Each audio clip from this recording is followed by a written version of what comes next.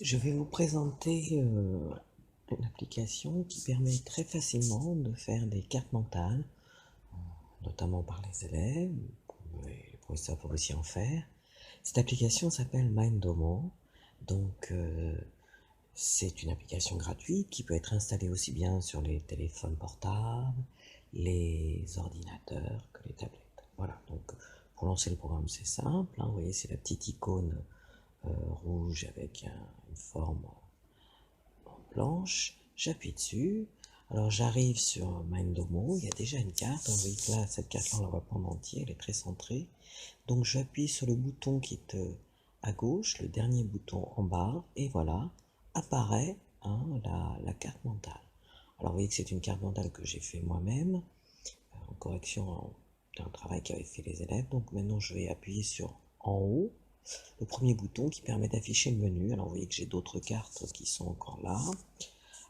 J'ai le menu édition qui est intéressant puisque par exemple quand j'appuie sur D3 je vois que je peux supprimer hein, donc bon c'est pas ce que je veux faire. Moi ce que je veux faire, je veux créer une nouvelle carte. C'est très facile, vous voyez quand il y a marqué nouveau, on appuie sur nouveau et il nous propose de donner un titre. Alors nous on va faire une carte hein, toute simple sur Staline.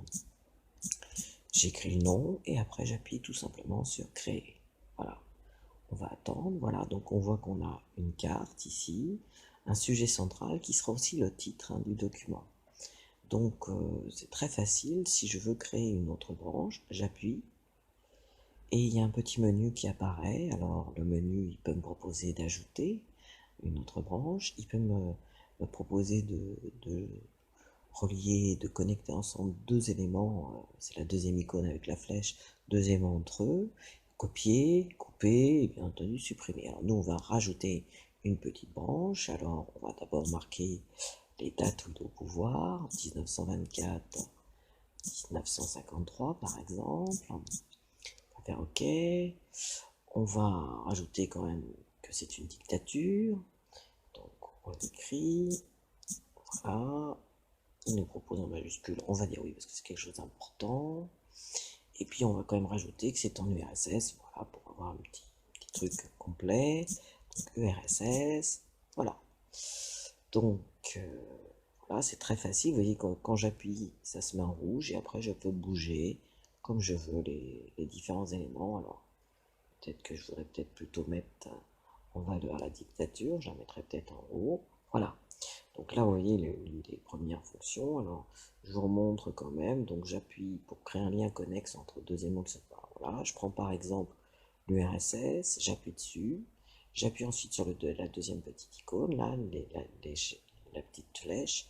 Et puis, j'appuie par exemple pour créer un lien avec 1924. Alors, les petits ronds jaunes nous permettent, bien entendu, de déplacer, hein, je le repositionne, et puis au milieu, on appuie pour faire apparaître un menu qui permet de changer la couleur des lignes, l'épaisseur, et même de supprimer la relation. Là, je vais la supprimer parce qu'il n'y a pas vraiment d'intérêt à la mettre. Je rappuie sur le petit bouton pour recentrer ma carte, voilà. Donc, voilà, là, j'ai fait différents éléments. Alors, pour la dictature, je me repositionne dessus, puis je vais rajouter d'autres branches hein, d'un autre niveau. Alors, je vais marquer que Staline a tous les pouvoirs, par exemple. Donc, à tous les pouvoirs. Alors, je vais faire une faute à pouvoir, comme ça vous pourrez voir qu'on peut aussi modifier son texte, hein, à tous les pouvoirs. Voilà, si je veux faire une faute, je ne mets pas le S. Voilà, et je me rends compte que j'ai fait une faute. Il me suffira de double-cliquer pour éditer à nouveau le texte. Et j'ai plus qu'à me positionner, à rajouter le S qui manque et à faire OK. Voilà. Donc vous voyez, c'est quand même assez facile. Alors on va en rajouter une autre pour que vous vous rendiez compte du même niveau. Donc voilà. Donc on va marquer partie unique par exemple. Voilà, il me propose partie unique. J'écris partie unique. Je peux aussi, donc, vous voyez, donc c'est assez facile. Alors maintenant, je vais vous montrer un petit peu ce qu'on peut rajouter. Alors, par exemple, je veux rajouter une note à dictature. Je sélectionne. Et puis la première icône en haut, que je vois là, ici, hein, j'ai sélectionné, me permet de rajouter une note. Alors, je me positionne dans la zone jaune pour écrire, mais je peux aussi, en faisant un appuyant, coller d'autres éléments, un texte que j'ai trouvé ailleurs, une définition. Voilà. on va juste marquer définition, hein, on va mettre def, et puis bien entendu pour retourner sur l'affichage normal, on va appuyer à un autre endroit de la carte. Voilà. Donc vous voyez que quand j'ai mis ma petite note, on voit qu'il y a 3 petits traits qui sont arrivés, qui sont là. Alors je peux aussi ajouter un lien internet, alors je peux même, par le même principe, en faisant un appui long, coller un lien HTML, ce qui est quand même assez pratique parce que c'est assez compliqué. Je peux rajouter des smileys. Voilà, alors il y a toute une série de smileys hein, qui peut être ajoutés. Toujours le même principe, je sélectionne hein, l'endroit où je veux le mettre. Et puis nous, ce qui nous intéresse plus particulièrement, c'est pouvoir rajouter des documents, alors des images. Alors tout en haut, caméra, ça permet de prendre une photo et de l'insérer dans la carte mentale. Alors, c'est particulièrement intéressant en sciences, hein, quand on fait des expériences, on peut mettre les différents états, on fait une photo à chaque fois. Alors, vous pouvez faire plusieurs photos et puis sélectionner celle que vous préférez, hein, si vous trouvez que la première n'est pas assez bonne. Donc avec caméra, on pourra rajouter. Il y a la possibilité de faire donc d'accéder à la bibliothèque de Mindomo qui propose hein, différentes icônes. Il y a aussi alors Web Search que je déconseille sur une tablette parce que ça permet effectivement de taper dans recherche, mais après les images, hein, si je tape Staline par exemple, les images vont apparaître très petites hein, et c'est un petit peu difficile. Après, vous voyez, donc on les voit, alors là c'est un portrait, mais quand c'est des documents plus importants, hein, c'est plus difficile hein, de, de pouvoir les voir, de voir tous les détails. C'est vrai que même ici, sur des simples portraits, on a un peu de difficulté. Alors, moi, je conseille plutôt d'utiliser image de la caméra, c'est-à-dire qu'on va d'abord aller faire notre recherche sur Google. Donc, on va aller Google Chrome hein, sur un navigateur. Vous pouvez prendre un autre navigateur. Nous, par défaut, c'est ce qui est installé. Et puis, on arrive donc sur Google Chrome et on va taper sur Google Chrome Staline. Voilà. On va bien avoir une image de Staline qui va s'afficher. Voilà, on attend.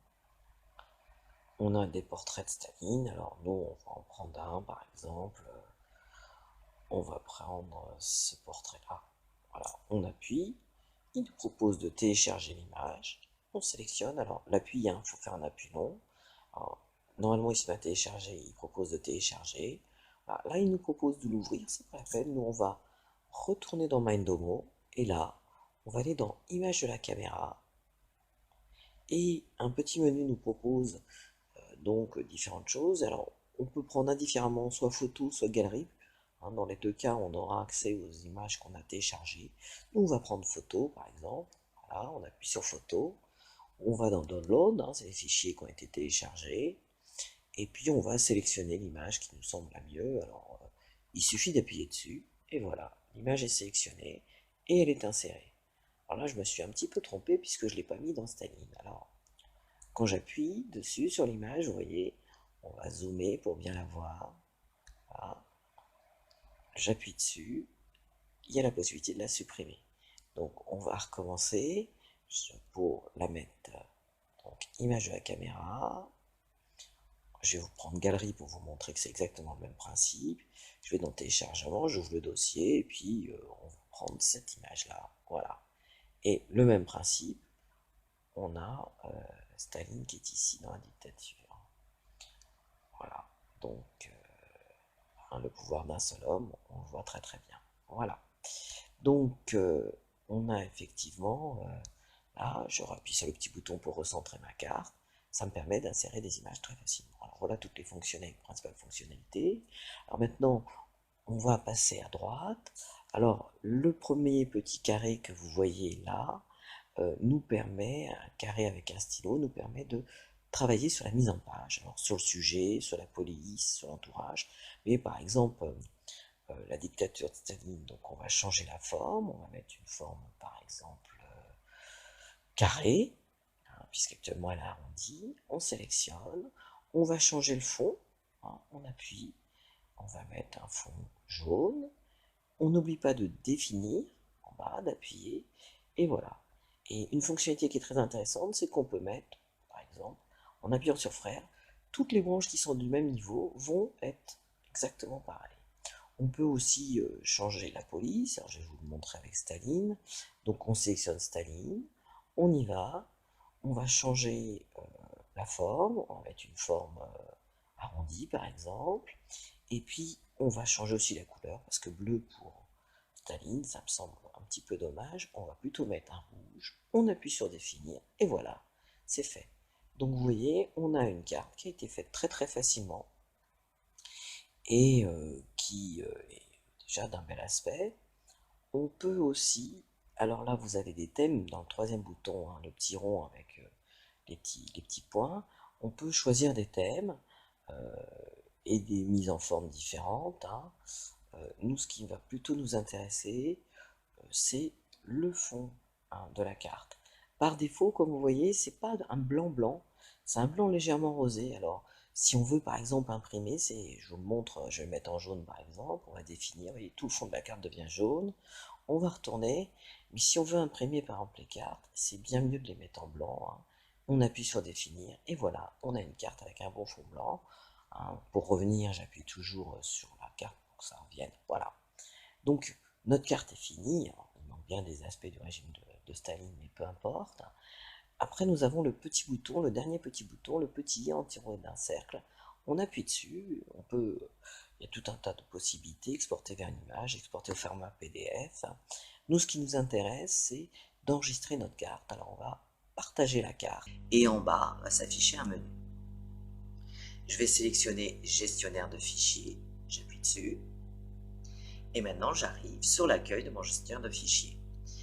Comme je veux pouvoir envoyer ensuite ma carte en utilisant Dupto, je vais aller dans Stockage principal, je vais sélectionner le fichier Dupto, je vais appuyer, j'arrive dans le dossier et j'appuie ensuite en bas à droite sur Enregistrer. Vous voyez que là, ma carte mentale apparaît et qu'il y a un point MOM, c'est le nom de l'application, c'est le fichier de l'application Mindomo, et il y a aussi l'image qui a un point PNG. Les deux portent le même nom et les élèves auront tous des cartes qui porteront le même nom avec New York. Donc il va falloir que l'élève, avant de me l'envoyer, la renomme. Donc je fais un appui long, j'appuie ensuite sur renommer, et là je vais mettre la classe de l'élève, donc quatrième 4, et puis ensuite je vais aller marquer le prénom, par exemple Léa, et puis je vais rajouter New York, le sujet. Donc New York, voilà. Il me suffit maintenant d'appuyer sur le OK, et voilà, mon fichier est renommé. Et comme il est déjà dans Dupto, ça sera très facile à envoyer au professeur. Voilà, c'est fini.